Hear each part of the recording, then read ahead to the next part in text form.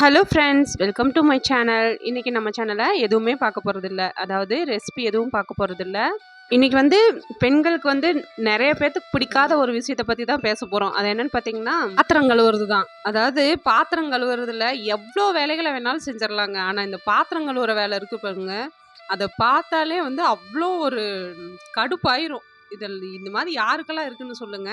அதே மாரி இந்த நின்னுகிட்டு கழுவுறது தான் வந்து கஷ்டமா இருக்கும். நான்லாம் வந்து பார்த்தீங்கன்னா உட்காந்துக்கிட்டு எவ்வளோ பாத்திரத்த கழுவ சொன்னா கூட கழுவி எடுத்துருவேன். ஆனா வந்து இந்த நின்னுகிட்டு பாத்திரம் கழுவுறது தான் வந்து பெரிய வேலையா இருக்கும். யாருக்கெல்லாம் பாத்திரம் கழுவுனா புடிக்காது அப்படின்னு வந்து சொல்லுங்க. ஆனா வந்து நம்ம வீட்ல மெயினா நம்ம வந்து பண்ண வேண்டியது பார்த்தீங்கன்னா, வீட்ல பாத்திரம் கழுவுறது தான் வந்து நம்ம மெயினா பார்க்க வேண்டியது.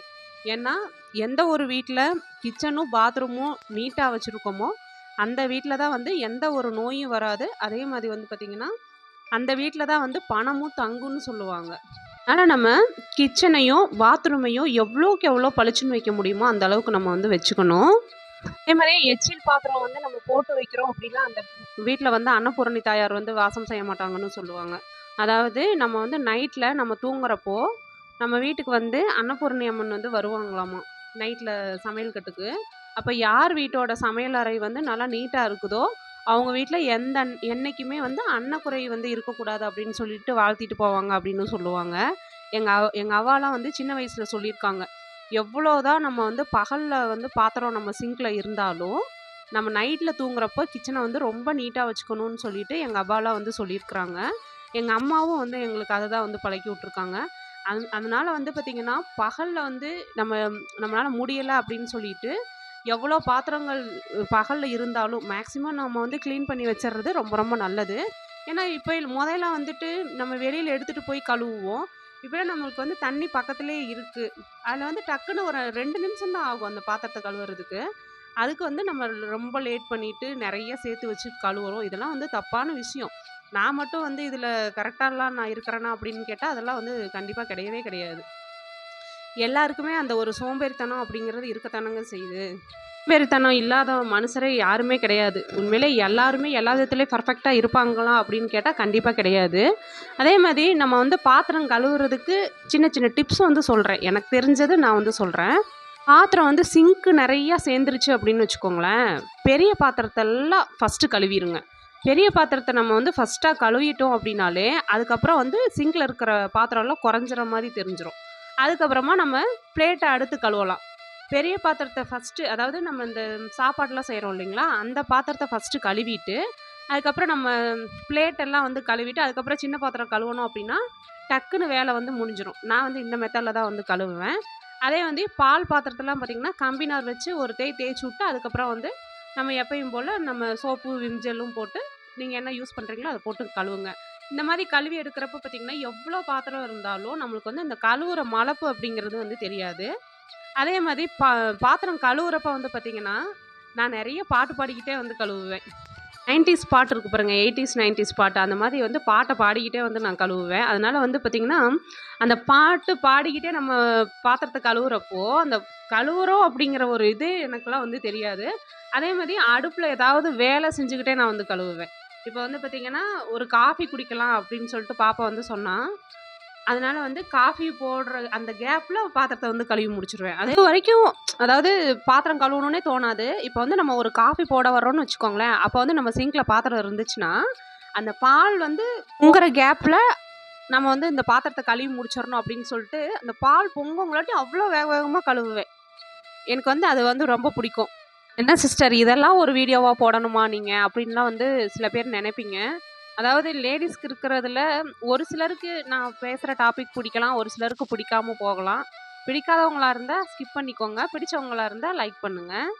இல்ல நான்லாம் சொல்றேங்க. ஃபர்ஸ்ட்டு வந்து நான் YouTubeக்குள்ள வந்தப்போ, யாராவது இந்த மாரி பாத்திரம் கழுவுனாங்கன்னு வச்சுக்கோங்களேன், அவங்களோட வீடியோ பார்க்குறேன் அப்படின்னா, டக்குன்னு எந்திரிச்சு போய் நான் வந்து கழுவுவேன்.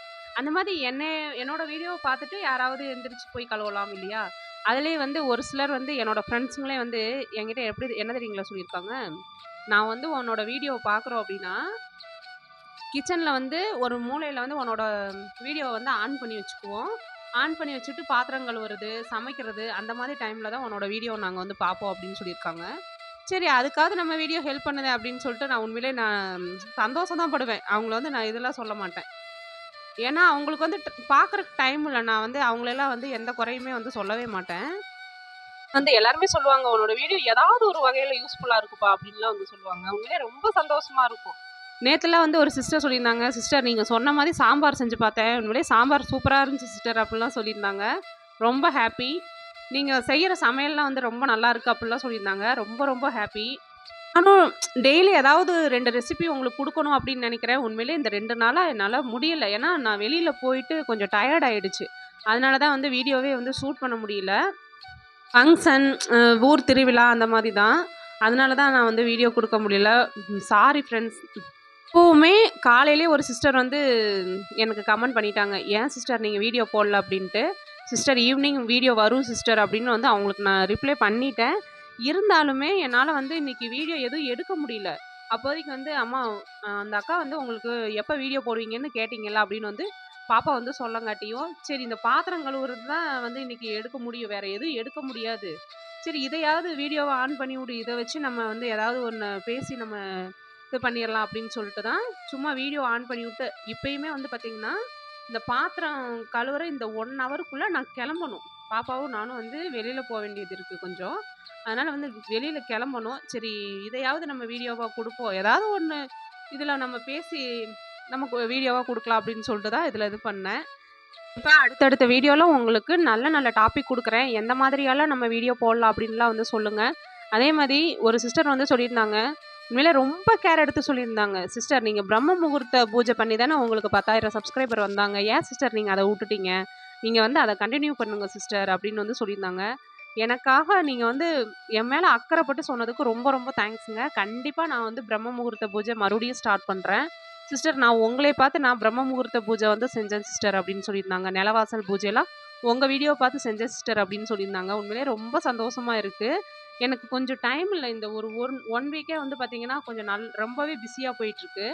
அதனால தான். ஆனா உண்மையிலே நான் அடுத்து வந்து பார்த்தீங்கன்னா, நான் அந்த மாதிரியான வீடியோ அதாவது பிரம்ம முகூர்த்த பூஜை, நிலவாசல் பூஜை, கோலம் போடுறது இது எல்லாமே வந்து காமிச்சு நான் உங்களுக்கு வந்து வீடியோ குடுக்குறேன். இப்ப வந்து நம்ம கதைக்குள்ள போயிரலாங்களா? ஒரு பெரிய அரசவை. அங்க இருக்க அமைச்சர் வந்து, அங்க இருக்கிற யானையெல்லாம் பார்த்து, "இந்த யானையோட வெயிட்ட நம்ம வந்து தெரிஞ்சுக்கணுமே" அப்படின்னு வந்து சொல்றாரு. அத போய் மன்னர்ட்ட வந்து சொல்றாரு. "மன்னா எனக்காக ஒரு ஆசை" அப்படின்னு சொல்றாரு. "சொல்லுங்க" அப்படின்னு சொல்றாங்க. என்னன்னு கேட்கிறப்போ, இந்த யானையோட வெயிட்ட வந்து நான் தெரிஞ்சுக்கணும். அதாவது இந்த யானையோட எடை வந்து எவ்வளோ இருக்கும் அப்படின்னு நான் தெரிஞ்சுக்கணும் அப்படின்னு சொல்றாரு. அதுக்கு வந்து மன்னர் இருந்துட்டு, "இந்த யானையோட எடைய வந்து யார் வந்து கரெக்ட்டா சொல்றீங்களோ, அவங்களுக்கு பொற்காசுகள் தர்றேன்" அப்படின்னு வந்து சொல்றாங்க. அங்க இருக்கிற எல்லாருமே வந்து சிரிக்கிறாங்க. யானையோட எடைய எப்படிதான் கண்டுபிடிக்க முடியுமோ அப்படின்ட்டு. அப்ப வந்து ஒரு பையன், சின்ன பையன் வந்துட்டு, "நான் கரெக்ட்டா கணிச்சு சொல்றேன்" அப்படின்னு சொல்றான். எல்லாரும் வந்து அரசவையில சிரிக்கிறாங்க. இப்ப வந்து மன்னர், "சரி வாப்பா, எப்படி இத நீ வந்து கணிச்சு சொல்லுவ?" அப்படின்னு கேட்கிறப்போ, "என் கூட எல்லாரும் வாங்க" அப்படின்னு சொல்லிட்டு ஆற்றங்கரைக்கு வந்து கூட்டிட்டு போறாங்க. ஆற்றங்கரையில அந்த யானைய வந்து படகுல வந்து ஏத்துறாங்க. அந்த யானை வந்து மூழ்குற அதாவது அந்த யானையோட வெயிட் இருக்கிற அளவுக்கு படகு வந்து மூழ்கிருது. இத வந்து குறிச்சு வச்சுக்க சொல்றாங்க. அப்புறமா அந்த யானைய இறக்கிட்டு கல்ல வச்சு நெறைய கல்லுகள்லாம் வைக்கிறாங்க. அதுக்கப்புறம் அந்த யானை வந்து எவ்வளோ தூரம் மூழ்குச்சோ, அந்த அளவுக்கு கல்லு வருதுல்ல, இதுதான் அந்த யானையோட வெயிட் அப்படின்னு வந்து சொல்றான். அங்க இருக்கிறவங்க எல்லாரும் ரொம்ப ஆச்சரியப்படுறாங்க. யாரையுமே எந்த இடத்துலயுமே வந்து நம்ம சுலபமா வந்து எடை போட்றக்கூடாது. இவங்களுக்கு தெரியும், இவங்களுக்கு தெரியாது அப்படின்லாம் நம்ம வந்து சொல்லக்கூடாது. நம்ம சின்ன குழந்தைங்களா இருந்தாலும் அவங்க சொல்றத அறிவுரைய வந்து நம்ம ஏத்துக்கணும். ஸோ, இதுதான் இந்த கதையிலருந்து நான் தெரிஞ்சுக்கிட்டது.